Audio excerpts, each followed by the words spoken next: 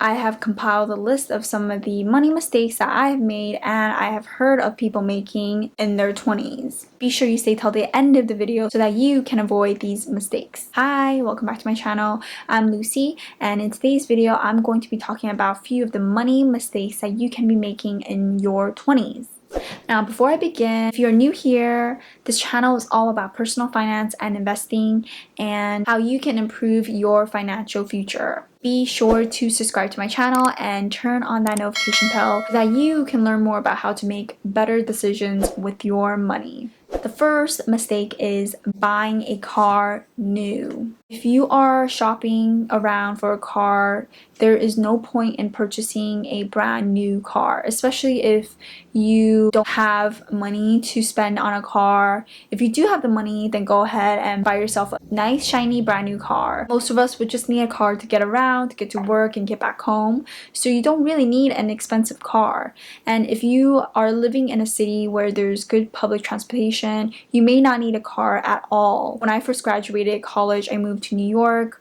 I did not get a car because it wouldn't make any sense for me to drive around in the city, and so having public transportation not only saved me money, also pretty convenient for me. The second thing is to keep your rent low. The minute that we all get out of college, we actually have a high-paying salary. We decide that we want to be able to spend on nice things, which means maybe in a nice apartment. There's no need to live beyond your means by spending too much on rent because it's pretty much a lost cause. When I first got my job, I lived with roommates. I had my own room, but I also had roommates to cut down the costs, and that saved me a lot of money by having roommates. In the future, if you have a higher salary or if you're making more money, then obviously you can try to live in a nicer place by yourself. If you're just starting out, you're not making a lot of money, try to keep your rent as low as possible. This is especially the only time to do that because when you're older and you have a family, or you are getting at that age where you just can't have roommates anymore, it's a lot easier to justify living with roommates at an early age than at a later age. And if you don't know how much money you should be spending on rent,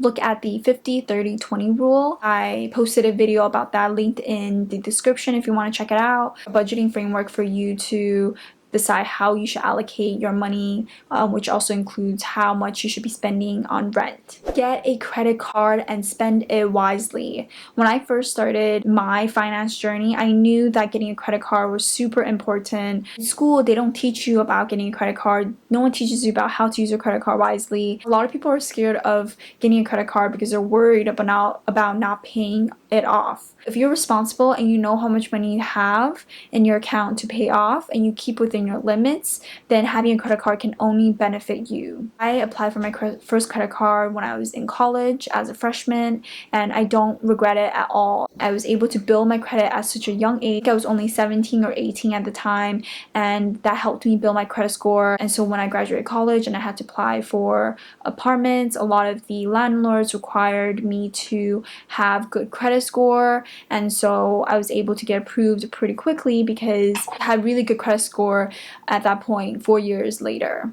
So starting early can only help you, but you want to make sure you are using your credit card wisely. Rule of thumb is don't spend what you don't have, and keep your utilization rate below 30%, which is the amount of your credit line to the amount that you spend per month, your balance on your credit card. So for example, if you have $1,000 in credit line and you spend $500, that's a 50% utilization rate. So you want to try to keep that under 30%. The next thing is having an emergency fund. Throughout college and even in your young professional career, no one really talks about having an emergency fund. And this is so essential because you will never know if you will have your job tomorrow. So you want to make sure that you are prepared for the worst case possible situation. You lose your job, you lose your main source of income.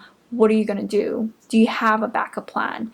And so the emergency fund is meant for that. You are prepared for these rainy days, anything that can hurt you financially. Even when I was in college, I was working part-time, but I wanted to start building my emergency fund. So every month I would put away a couple $100s, and then eventually saved up enough for at least 3 months of expenses. I took that same habit and moved it on to when I started my first full-time job, where I'm still saving a portion of my money until I have 6 to 12 months of expenses saved up. Next is save up for retirement as soon as possible because of the power of compound interest, which is the time value of money. The earlier you start your retirement fund, the longer it has time to grow. And the most important thing that we have on our side in your 20s is time. So let's say that you are 25 years old and you invested $400 per month into your Roth IRA account, earning an average return of 10%. Now, over the life of 30 years, you'll be earning almost $1 million. It's crazy. Now let's say that you're 40 years old and you started saving and investing by putting away $400 per month into a Roth IRA account that's earning you an average annual return of 10%. That would mean that within 15 years left of the investment, that means you only have about $165,000 by age 55. That's a big difference. That's almost $900,000 you could have made just by saving in your retirement sooner. Before I go on to the next 5 mistakes, make sure you like this video and leave in a comment below on whether or not you have made some financial mistakes in your 20s. So the next mistake is overspending. You need to spend below your means. I know we all get so excited when you get your first full-time job and you are finally making a full-time income compared to being a broke college student.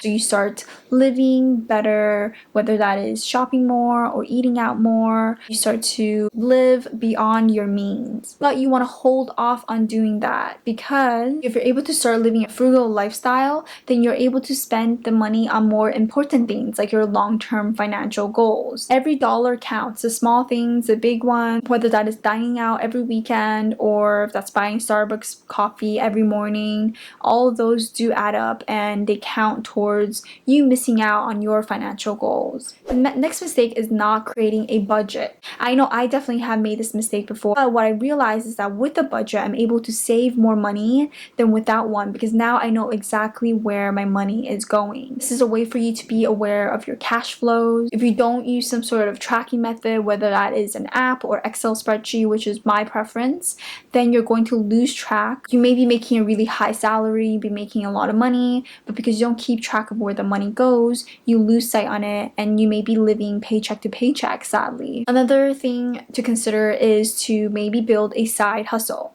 If you are not earning a lot of money, maybe consider requesting a higher salary or even finding a side hustle. Maybe you can do after work or on the weekends. There's so many different types of part-time jobs or additional ways to make money on the internet. So look into that if you are trying to increase your income. And this is especially important if you're looking to accomplish a big financial goal. So for example, if you're looking to pay off your student debt, or if you are looking to purchase a home within the next few years, start building a side income or side hustle money can help you get to that goal much quicker. It's also important not to just depend on one single source of income.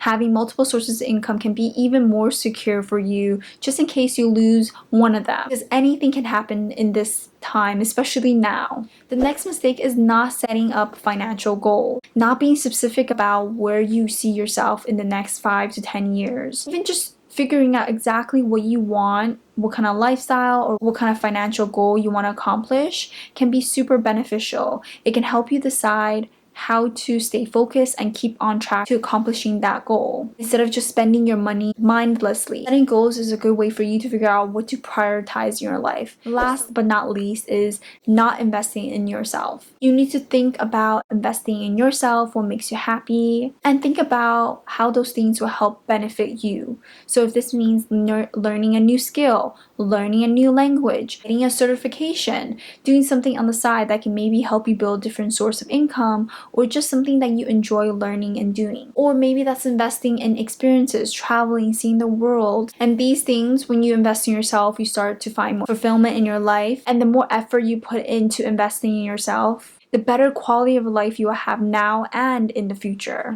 Now, these are some investing tips for your 20s. I know it's really hard and challenging because no one tells you about any of this in school. Even now, I'm still trying to figure things out. But these are just some of my tips and observations, so hopefully you got something out of it. And there's obviously so much more to learn about personal finance. So do your research and learn more about finance, or you can subscribe to my channel and turn on that notification bell. I do post a lot of videos about personal finance and investing. If you like this video, do give it a thumbs up and let me know in the comment below if you can relate to any of these mistakes.